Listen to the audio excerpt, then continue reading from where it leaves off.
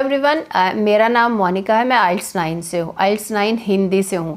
तो अब हम ये रीडिंग करने वाले हैं। पूरा अच्छे से मैं पूरा रीडिंग करवाऊँगी आपको, और आपको पता चलेगा कि रीडिंग में एक एक वर्ड को नहीं पढ़ना है। Don't waste your time. And if you want its English explanation तो आइल्स 9 पे जाएं, वहाँ पे पूरा इंग्लिश में है। यहाँ पे मैं पूरा हिंदी में एक्सप्लेन करती हूँ।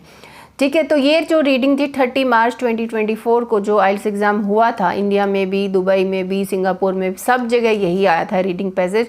लेकिन थोड़ा बहुत ये क्वेश्चंस में डिफ़र हो सकता है, क्योंकि मैं ये रीडिंग पैसेज सेलेक्ट करती हूँ जब मुझे स्टूडेंट्स मेरे चैनल पे टेक्स्ट करते हैं, और व्हाट्सएप पे भी जो मेरे स्टूडेंट होते हैं वो बताते हैं कि हमारी ये रीडिंग आई थी, तो उनके बेसिस पे हम ये रीडिंग सेलेक्ट करते हैं। तो अगर ये रीडिंग को कैसे करना है पूरा पढ़े बिना और on the basis of keywords and फिर थोड़ा सा समझ के हमें करना है, तो वो अब हम शुरू करते हैं इस रीडिंग के लिए। इस रीडिंग का नाम है माइग्रेंट्स एंड रिफ्यूजीज। इस रीडिंग का पहला क्वेश्चन है complete each sentence with correct ending. ये सेंटेंस दे रखे हैं, इनको हमें कंप्लीट करना है ये ऑप्शंस की हेल्प से। फिर सेकंड है मल्टीपल चॉइस क्वेश्चन। देखो, पहले हो गया, ये भी सब लोग, कुछ लोगों को डिफ़िकल्ट लगता है, ये एमसीक्यू तो सबको ही डिफ़िकल्ट लगता है। फिर तीसरा है क्वेश्चन, तीसरा है ट्रू फॉल्स नॉट गिवन। सबसे पहले हम करेंगे ये वाला क्वेश्चन। ठीक है, ये भी काफ़ी बच्चों को, स्टूडेंट्स को डिफ़िकल्ट क्वेश्चन लगता है। इसको करना कैसे, अब शुरू करते हैं वीडियो।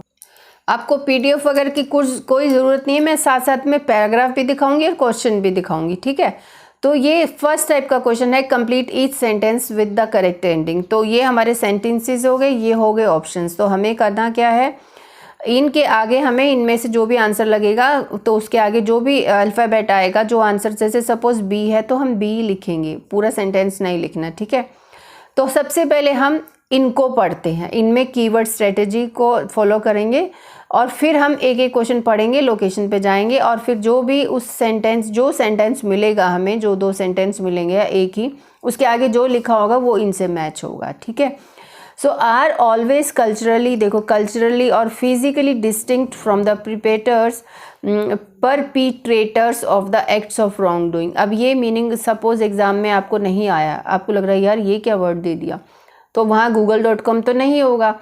ठीक है, तो इसको या तो छोड़ दो, या सेंटेंस को थोड़ा सा फिर से पढ़ो, आपको लगेगा कि हाँ ये इसी से रिलेटेड कोई वर्ड है। आर ऑलवेज कल्चरली और physically distinct from the dash of the acts of wrong doing. Wrong doing क्या होता है, गलत काम करने वाले। ठीक है, of the acts of wrong doing. ठीक है, हमने कल्चरली और फिजिकली लगा दिया। फिर उसके बाद है tend to share a likeness with the perpetrators of the crime आ गया।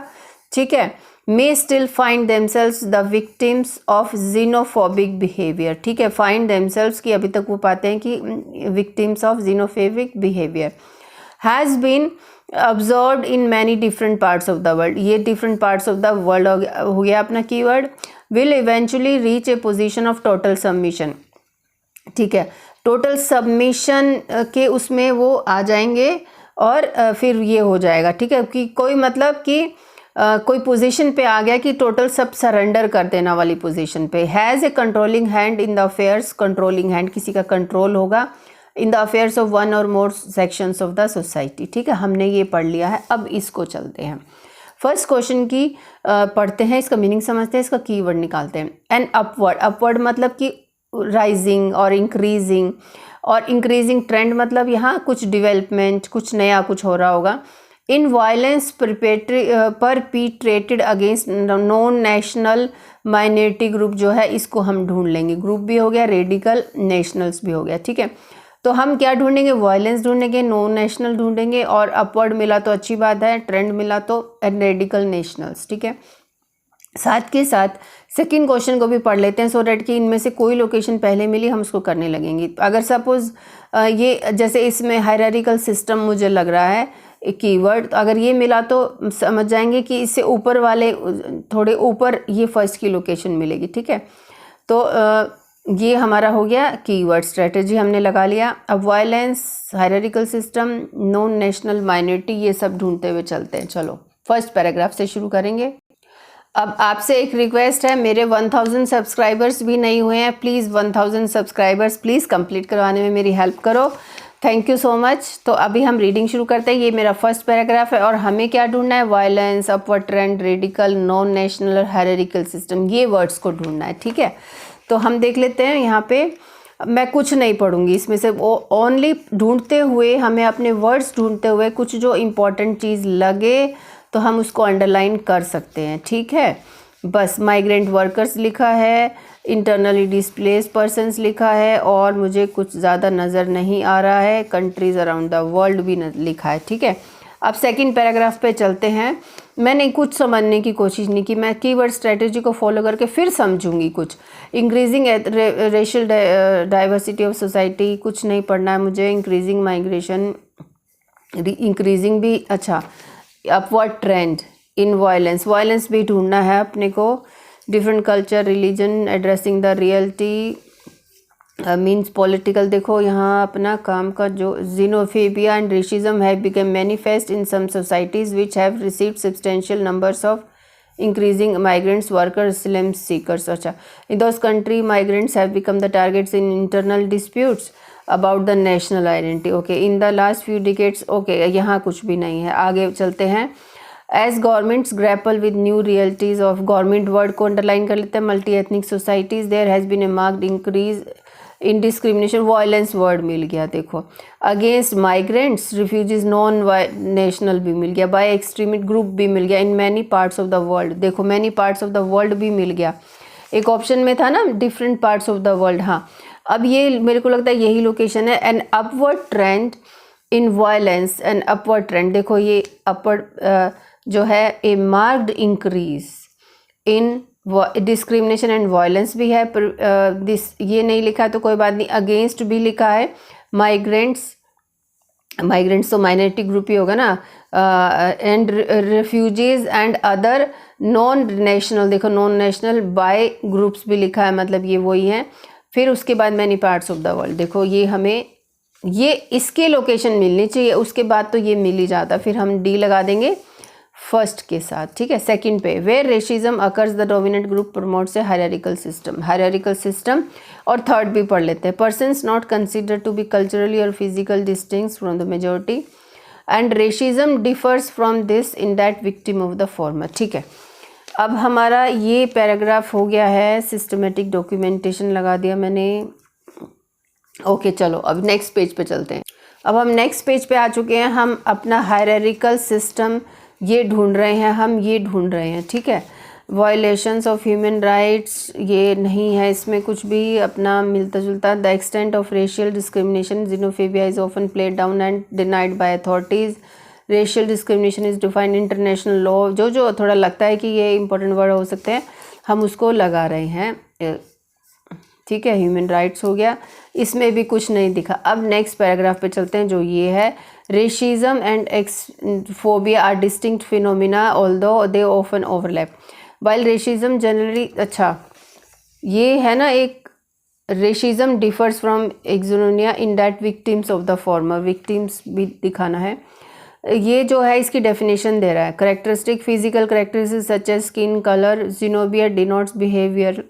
अच्छा, by the standard of dictionary definition, xenobia is the intense dislike or fear of stranger or people from other countries. Socialist is an attitude orientation of। तो ये क्या बोल रहा है कि differs from in that victim of the former, victim of the former, victim तो नहीं है यहाँ पे, former भी कुछ नहीं नज़र आया है। stranger को लगा सकते हैं, fear of stranger or people from other countries, non native in a given population। Hostility क्या हो सकता है? देखो फिजिकली वर्ड तो था यहाँ पे, देखो फिजिकल करेक्टरिस्टिक डिफरेंस। तो ये यहाँ जो बात हो रही है रेसिज्म एंड xenobia की, तो डिस्टिंक्ट है, ये फिजिकल करेक्टरिस्टिक की बात हो रही है। तो फिजिकल वाला जो पॉइंट है ना, ये यहाँ ही दिया, तो हम इसको क्यों ना सेलेक्ट कर लें ए के लिए। ठीक है, फोर्थ को हमने ए के लिए सेलेक्ट कर लिया है, और तो कुछ मैच नहीं हो रहा था। अब हमारा फिर भी हम सेकंड क्वेश्चन पे अटके हैं, हायरार्किकल सिस्टम। तो definition of differentiation, racial discrimination still evolving concept. अच्छा चलो, फिर रेसिज्म की बात होगी। Is an ideology construct that assigns a certain race ethnic group to a position of power over others on the basis of physical and cultural attributes physical and cultural. देखो ये लिखा है ना, persons not consider to be culturally distinct from the majority, तो construct that assigns a race position of a power over others. Position of a power over others हम क्या लगा सकते हैं? Position of power over others on the basis of physical and cultural attributes, ये भी कुछ होगा, देखते हैं। As well as economic wealth, ये हायरार्किकल सिस्टम आ गया, where the superior race exercises domination and control over others, ये आ गया, ये मिल गया अपने को। ये हायरार्किकल सिस्टम देखो, ठीक है। और ये ग्रुप भी यही आई थिंक पूरा इसी को कह रहे हैं वो। और इसमें हमारा था कंट्रोलिंग हैंड, ये देखो कंट्रोल करने वाली बात है, तो हम इसको लगा देंगे कौन सा, सेकंड के लिए हम लगा देंगे F नंबर, ठीक है। ये यहाँ बात हो रही थी और उसके बाद कंट्रोल ओवर अदर्स वाली बात है, देखो ये, ठीक है। अब हमारा, अब इसको देख लेते हैं। अब थर्ड जो बचा है ना, from the persons not consider to be culturally distinct from the majority, अगर हम इसको लगाते हैं